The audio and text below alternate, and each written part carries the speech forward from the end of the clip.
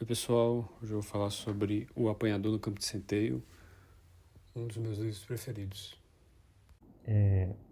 Apanhador no Campo de Centeio foi escrito pelo J.D. Salinger, foi publicado em 1951 e vai contar a história de um adolescente, o Holden Caulfield, que no momento em que é narrada a história tem 16 anos e ele acabou de ser expulso de mais uma escola, já tinha sido expulso de outras duas, e a escola, que na verdade é uma espécie de internato que ele fica morando lá, fica na Pensilvânia, e E ele resolve que antes de voltar para casa e contar para os pais, ele vai dar uma volta lá por Nova York, passar uns dias passeando em Nova York, que é onde os pais deles moram. E aí o livro vai mostrar esse passeio que ele dá durante uns 2 ou 3 dias. Ele se encontra com várias pessoas, tem muitas conversas, anda por bares, anda por hotéis e vai mostrando uma visão bastante peculiar ali sobre a sociedade, todas as críticas que ele faz. E, e é bem interessante acompanhar isso. E a crítica principal dele à sociedade é que ele considera as pessoas, a maioria das pessoas, os adultos e adolescentes, fúteis, e aí ele usa fúteis e principalmente falsos. A tradução aqui do livro coloca como fajutos.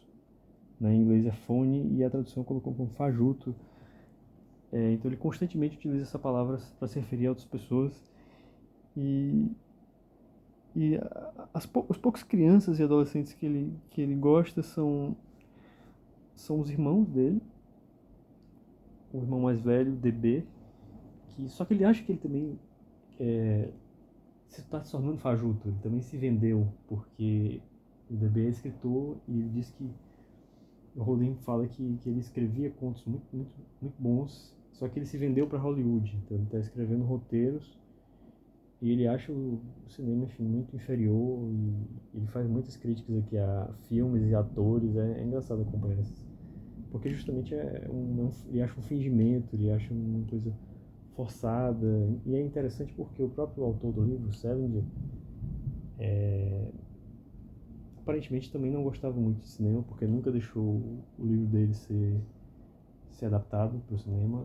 Inclusive ele era bastante assim, tinha uma visão, tinha assim um certo ciúme do livro dele, ele não deixa ter nenhuma sinopse na capa, na sobrecapa do livro, nem nas orelhas. Né? Essa edição aqui da Todavia você vê que não tem nada, assim, só o título, o nome do autor, e não tem mais nada escrito atrás, nem nas orelhas. Né? Isso é uma exigência que o Salinger fazia. Né? E, então, o Holden gosta desse irmão, mas acha que ele se vendeu. Acho que o DB se vendeu. E ele tem mais uma irmã mais nova, que é a Phoebe, e ele tem uma relação muito bonita com ela. Ele diversas vezes menciona aqui as coisas que ela faz, e ele acha muito engraçado e acha ela muito inteligente. E, e ele tinha outro irmão também, que é o Ali, só que ele morreu. É o irmão mais novo e já morreu faz alguns anos, quando a história começa, já faz alguns anos que ele morreu.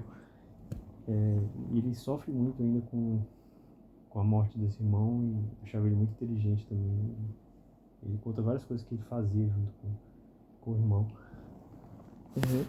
E assim, tem alguma outra adulto assim, que ele gosta, mas quando são adultos capazes de assim, atitudes nobres, né? E ele gosta das crianças por causa da pureza delas, eles não ficam fingindo como os adultos fazem. Por exemplo, ele gosta de umas freiras que ele encontra, que ele tá num restaurante, encontra com elas e de repente começa a conversar e ele gosta porque elas estão sendo altruístas, estão arrecadando dinheiro para ajudar outras pessoas.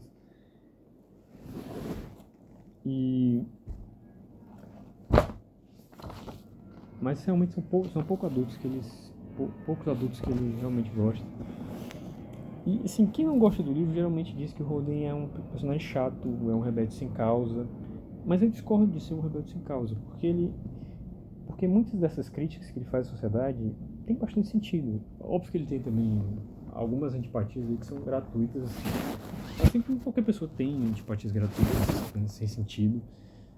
Mas essa questão de os adultos são, muitos adultos são falsos, né, hipócritas. Isso é verdade, muitos adultos continuam sendo falsos e hipócritas e para sobreviver na sociedade, qualquer pessoa em algum momento precisa ser falso e hipócrita. Então, a diferença do Holden é que ele não quer fazer isso, ele não quer se sujar.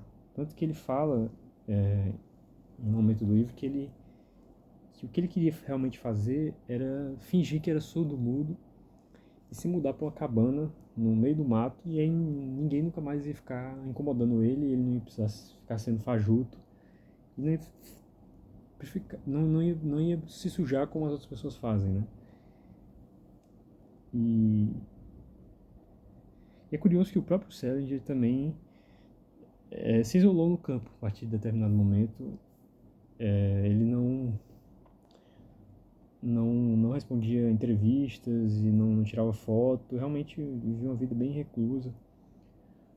Então eu acho que tem uma certa identificação do autor com esse pensamento do Holden. E essa inadaptação assim, do Holden, né, para a vida adulta e a simpatia que ele tem para as crianças tem muito a ver com o título do livro. Eu não vou falar o que exatamente é, porque acho que é legal se surpreender com isso. A maioria dos livros, a relação do título, né, com o conteúdo do livro é bem óbvia. Nesse caso não é tão óbvio, então é interessante se surpreender com isso. Foi bem interessante essa sacada que o Salinger teve. Vou falar um pouco também sobre a linguagem, né, que eu já mencionei de passagem que é uma linguagem simples, né, porque realmente o Salinger escreveu como um adolescente ali ele já tinha, né, estava perto dos 30 anos, né, mas ele escreve como se o Holden realmente fosse como um adolescente, né, não é aquele tipo de livro que você não acredita na linguagem do personagem, né. Alguns livros têm esse problema, por exemplo, é um livro brasileiro, A Crônica da Casa Assassinada, né, do Lúcio Cardoso. Tem personagens simples assim que falam de uma forma complexa, usando palavras pouco conhecidas. O Holden não, ele fala como um adolescente da época, né, 16 anos. Então ele usa gírias. Aí tem toda a questão da tradução. Na tradução para português você consegue perceber as gírias, né, as repetições.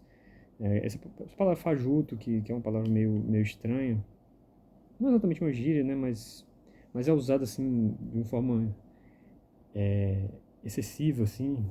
Mas ele fala muito e tal, ele coloca muito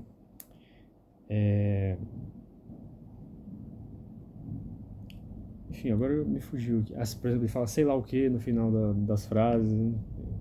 Ele tem muito essas. Ele usa muito demente também. Enfim, vocês vão perceber ao longo do livro.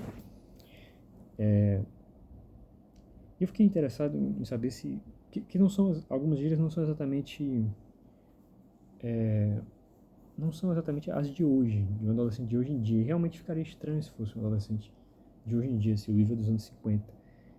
E eu vi algumas entrevistas do tradutor, ele falou que a ideia inicial dele realmente era retratar gírias que as pessoas no Brasil falavam nos anos 50. O tradutor é o Caetano Galindo, né, que é um tradutor importante, um dos principais tradutores aí de inglês para português, já traduziu também Ulisses, do James Joyce. E a ideia inicial era essa, mas ele achou que ficava muito artificial, então ele começou a mesclar com expressões dos anos 60, dos anos 70 que jovens utilizavam. Mas eu acho que ficou muito bom. Eu acho que deu pra perceber que era uma pessoa jovem falando, uma pessoa com vocabulário simples falando, mas não é uma pessoa de hoje em dia. Dá pra ver que o livro é de algumas décadas atrás e ficou legal, ficou engraçado. Tem muitos momentos engraçados por causa dessa linguagem. Tem gente que não gosta, mas eu pelo menos acho engraçado. Se fosse um jovem de hoje em dia falando, teria muita graça, eu acho. Mas sendo de algumas décadas atrás, eu acho que ficou interessante. Agora eu vou ler aqui algumas das melhores passagens do livro. A primeira passagem é quando ele está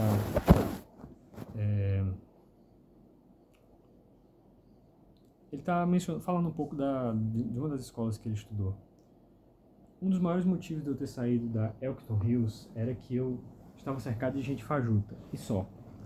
Tinha fajuto saindo pelo ladrão. Por exemplo, tinha lá o tal do diretor, o Sr. Haas, que era o filho da puta mais fajuto que eu já vi na vida. 10 vezes pior que o nosso amigo Turner. No domingo, por exemplo, nosso amigo Haas saía apertando a mão dos pais de todo mundo quando eles chegavam no carro. Simpático pra diabo, a não ser que um dos carinhas tivesse pais com uma cara assim mais esquisita. Você tinha que ver o que ele fazia com os pais do meu colega de quarto. Quer dizer, se a mãe do carinha era meio gorda ou meio cafona, assim de aparência, se o pai de alguém era um daqueles sujeitos que usam aqueles ternos com umas ombreiras enormes e aqueles sapatos preto e branco bem cafonas, aí o nosso amigo Haas só apertava a mão deles e soltava um sorrisinho fajuto, e aí se mandava para conversar, quem sabe, uma meia horinha com os pais de outro sujeito. Eu não suporto esse negócio, isso me deixa louco, me deixa tão deprimido que eu piro. Então dá pra ter uma boa ideia então do tipo de narração, e ele usa muito essa... Ele fala muito que certa coisa deprimiu ele, sempre esses comportamentos que ele chama de fajutos, comportamentos falsos, hipócritas, é algo que deprime ele. E vou ler agora outra passagem que é no momento que eles... Depois que ele conversar com essas freiras que eu mencionei. Depois que elas foram embora, eu comecei a ficar com pena de só ter dado 10 pratas para a campanha delas. Mas o negócio é que eu tinha marcado de ir numa matinê com a nossa amiga Sally Hayes e precisava guardar um dinheiro para ingressos e coisa e tal. Só que eu fiquei com pena mesmo assim. Desgraça de dinheiro, sempre acaba te deixando triste pra diabo. Achei também bem interessante porque é bem verdadeira essa relação com o dinheiro, né? Porque quando você está sempre obrigado a fazer escolhas, né? E você às vezes gasta com coisas que vão te dar assim, um prazer mais imediato e deixa de gastar com as pessoas, com causas mais nobres. E então o dinheiro, por exigir essas escolhas, ela também traz assim, uma certa culpa em certas situações. Então o dinheiro é sim, em algum momento meio deprimente. Não ter dinheiro é mais deprimente ainda, mas ter dinheiro também exige muito esse tipo de escolha difícil, né? É interessante, o Holden, mesmo com pouco dinheiro que ele tinha, ele já consegue perceber isso, enquanto assim, outros adolescentes da idade dele, né, que não são tão sensíveis quanto ele, não estarem um pouco se lixando para isso, né? Enfim. Então, ele é um adolescente assim, realmente muito sensível, muito... Enquanto realmente... O livro não tem, assim, cenas desnecessárias, eu acho. É sempre, assim, mostrando alguma situação desconfortável, alguma situação engraçada que vai revelando muito da personalidade realmente do Holden. Você termina o livro entendendo completamente realmente o que ele pensa, né? Nada fica ali fora do lugar, nada te surpreende de uma forma que o personagem te surpreende, né, a partir de determinado momento. Ele fica coerente, é um livro que faz sentido. Eu acho que um livro bom é isso, é um livro que você acredita no personagem. E vou ler aqui mais alguma passagem. Ele está falando aqui de um dia que lá na escola dele, alguns ex-alunos passavam para dar umas palestras e falar como era na época que eles estudavam. E aí um desses ex-alunos, ele passa lá na sala, no quarto do Holden, e bate lá na porta, aí fala o seguinte: ele disse que queria ver se as iniciais dele ainda estavam na porta de uma das privadas. O que o desgraçado fez foi que ele entalhou aquelas iniciais idiotas e tristões numa das portas coisa de uns 90 anos atrás e queria ver se elas ainda estavam lá. Então meu colega de quarto e eu fomos com ele até o banheiro e tal. E a gente teve que ficar lá enquanto ele procurava as iniciais e tal, na porta das privadas. Ele ficou falando com a gente o tempo todo, dizendo que o tempo que ele passou na Pensey foi o mais feliz da vida dele, dando um monte de conselhos pro futuro e tal. Rapaz, como ele me deprimiu. Não estou dizendo que ele era um mau sujeito, não era. Mas você não precisa ser um mau sujeito para deprimir os outros.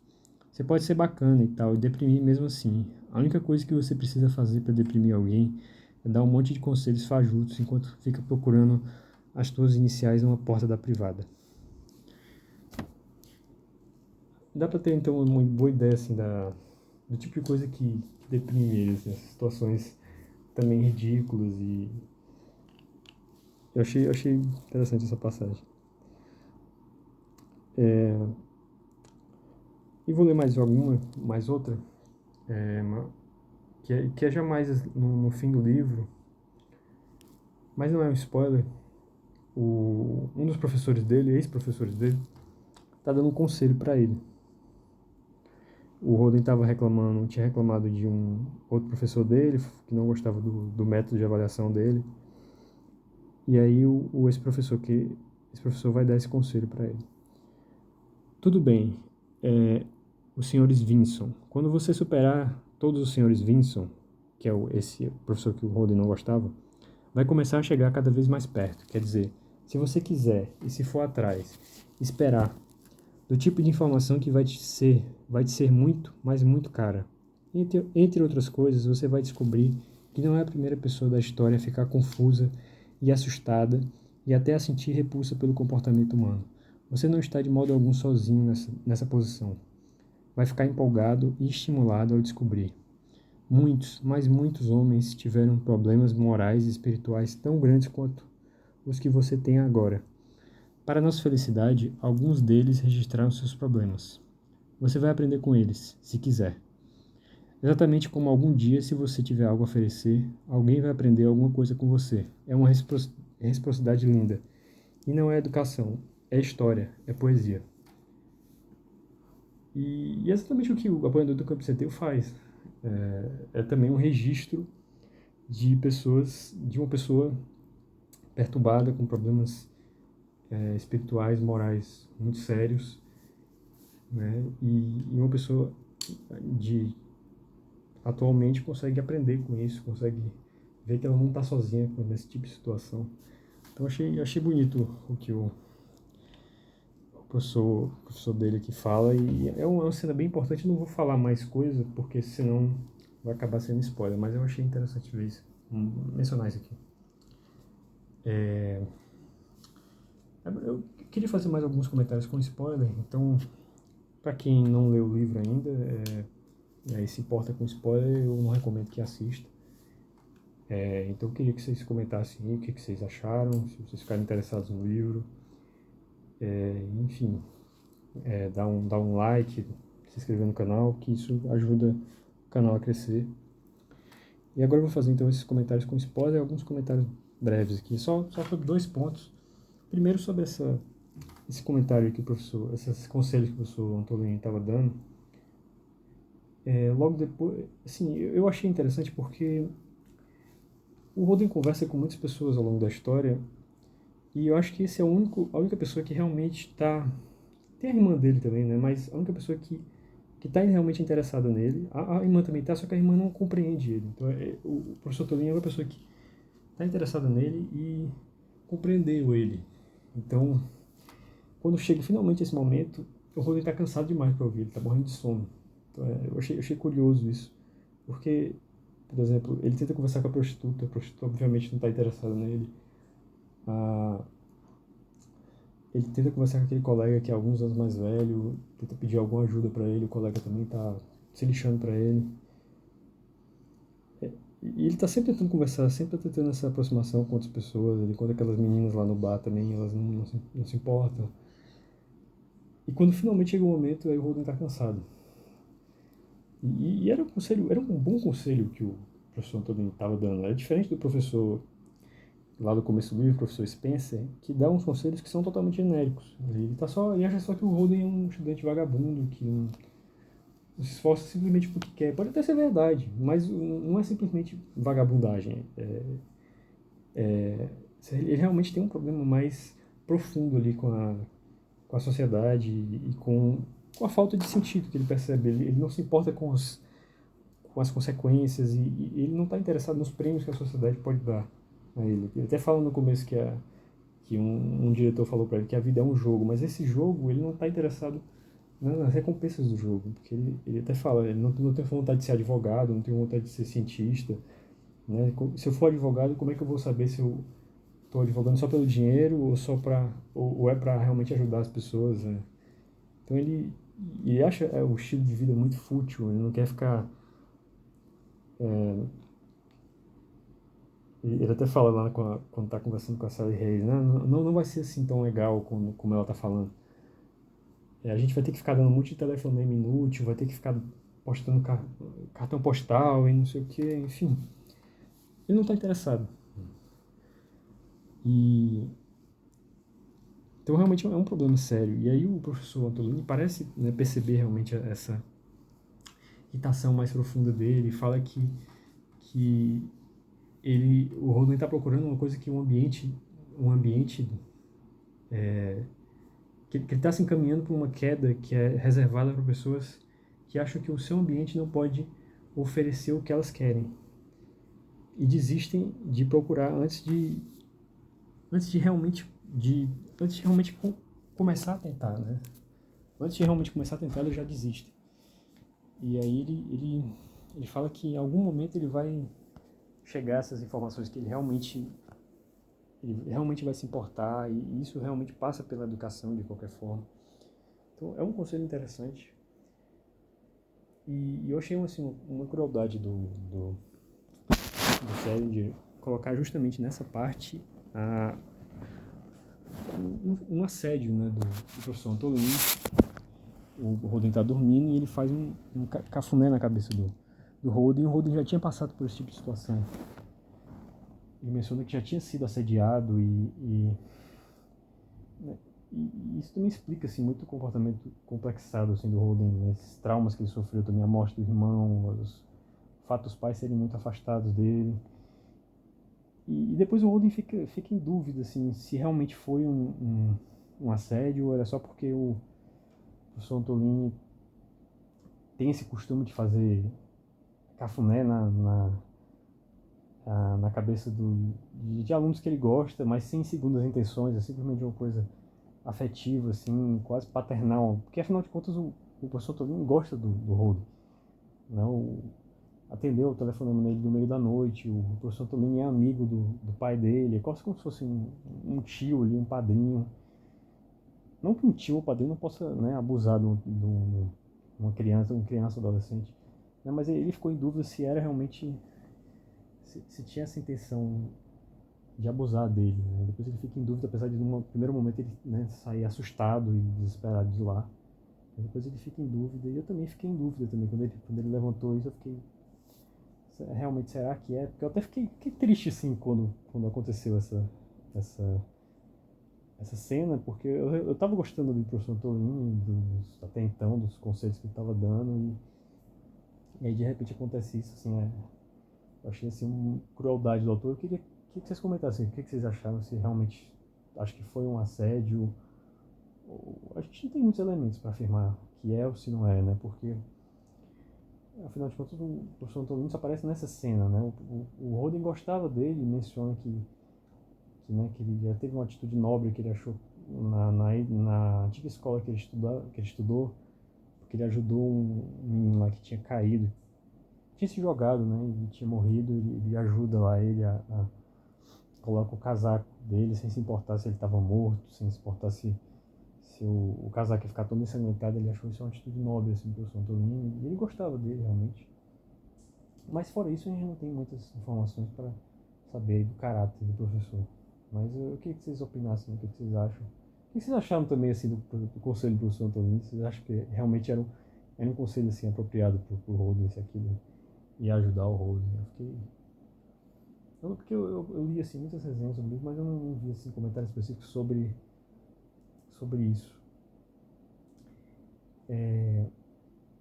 E outro ponto que eu queria falar é sobre essa frase final do livro, que é que o Holden está falando sobre o que ele tinha acabado de contar, e ele fala que é engraçado, porque é engraçado, nunca conte nada para alguém, senão você vai acabar com saudade de todo mundo. Ele fala que por mais que ele tenha desprezado muitas das pessoas que ele mencionou ao longo do livro, né, principalmente as pessoas da escola, ele diz que meio que tem saudade delas. Eu achei isso profundamente verdadeiro, assim, porque eu pelo menos tenho um pouco isso também, assim, às vezes quando eu relembro assim, situações antigas da minha vida, mesmo que eu não goste das pessoas que estavam envolvidas, mas quando eu relembro, mesmo assim, não estava nem contando, né, mas relembrar assim, mentalmente mesmo, dá uma certa saudade das pessoas, né. Eu acho que é um sentimento bem ambíguo, realmente, esse que o Holden, né, no momento em que você tem repulsa, né, tem um desprezo pelo que essas pessoas faziam, mas pelo mero fato delas serem um ser humano, pelo mero fato delas, né, participarem da sua vida de alguma forma, das suas memórias, você tem um pouco de saudade delas, assim, né. Eu queria saber que vocês comentassem se vocês também se identificam com esse tipo de sentimento.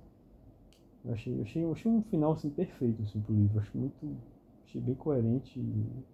Acho um dos melhores finais assim, de livro. Já é um dos melhores livros que eu acho. E o final eu achei excelente também. Mas enfim, era isso que eu tinha que comentar. Então se você gostou do vídeo aí, dá um like, se inscreve no canal, compartilha. E comenta mais alguma coisa sobre o livro, coisas que você também gostou na história, se você gosta da história, ou por que você não gosta. Eu gosto muito de ler esses comentários sobre esse livro, eu vivo vendo assim, resenhas e aqui no YouTube também, no Scoob, na Amazon. Tô sempre dando uma olhada nas opiniões sobre Apanhador do Campo de Centeio. É isso, pessoal.